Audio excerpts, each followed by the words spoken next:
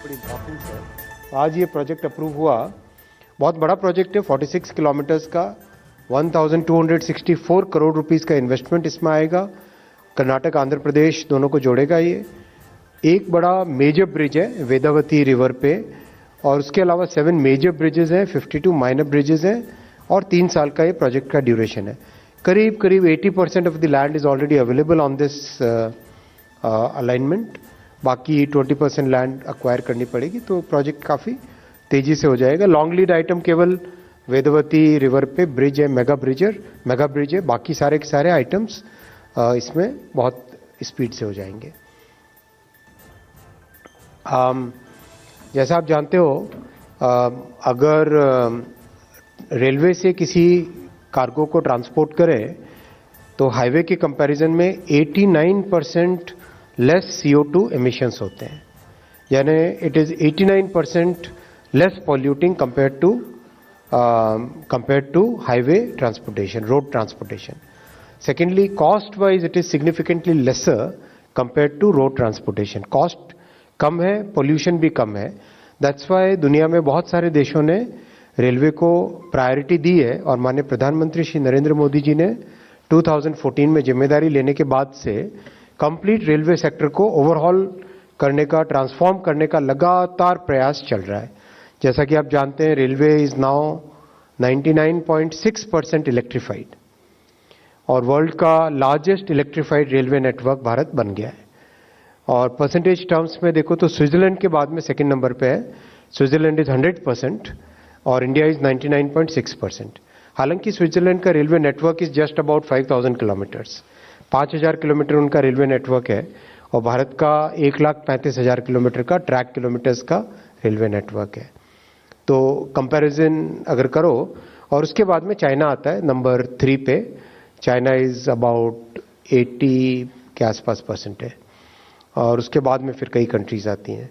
तो overall our countries performance on green transportation has been very good. और अभी तो recently hydrogen train has done very well, as all of you aware. पिछले 17 जुलाई को माननीय प्रधानमंत्री जी ने हाइड्रोजन ट्रेन जींद से इनॉग्रेट की थी। कल या रादर आज सुबह तक इसके 1000 किलोमीटर्स फ्लॉलेस कंप्लीट हो गए। 1000 kilometres of hydrogen train running without any issues. शुरू का पीरियड बहुत इंपॉर्टेंट होता है ट्रेन के कॉमर्शियल रन में, तो we are very vigilant over each and every parameter. We are measuring about some 130 odd parameters continuously हम मेजर कर रहे हैं उसमें। कैसा उसका बिहेवियर है, किस तरह के उसके पैरामीटर्स के वैल्यूज आ रहे हैं, वो सब चीज़ें मेजर कर रहे हैं। तो इस प्रोजेक्ट से 16 मिलियन टन जो एक्स्ट्रा कार्गो आएगा, that is equivalent to planting 27 lakh trees. यानी 27 लाख ट्रीज अगर हम लगाते, उससे जितना कार्बन डाइऑक्साइड सिक्वेस्टर होता, कम होता, एटमॉस्फेयर से एब्जॉर्ब होता, उतना इस रेलवे लाइन के बनाने से कार्बन डाइऑक्साइड ट्रांसपोर्टेशन सेक्टर से कम होगा। So that's why it is equivalent to planting 27 lakh trees. 31 lakh human days का एम्प्लॉयमेंट इससे जनरेट होगा, और 149 करोड़ लॉजिस्टिक्स कॉस्ट देश की बचेगी। सेकेंड मैं पॉइंट आता हूं, भव्य रसायन स्कीम। हम सब जानते हैं कि इकोनॉमी में there are certain industries which are foundational industries, जैसे steel industries a foundational industry, chemical industries a foundational industry, semiconductor industries a foundational industry. Foundational industry का इंपॉर्टेंस इसलिए होता है that foundational industry supplies material to many other industries. अगर आपके पास देश में एक फाउंडेशन इंडस्ट्री स्ट्रांग है, तो उस फाउंडेशन इंडस्ट्री पे you can build many other industries. Chemical is one of those industries जिसमें if you have that industry in your country, then you can have multiple other industries which are based upon chemical industry.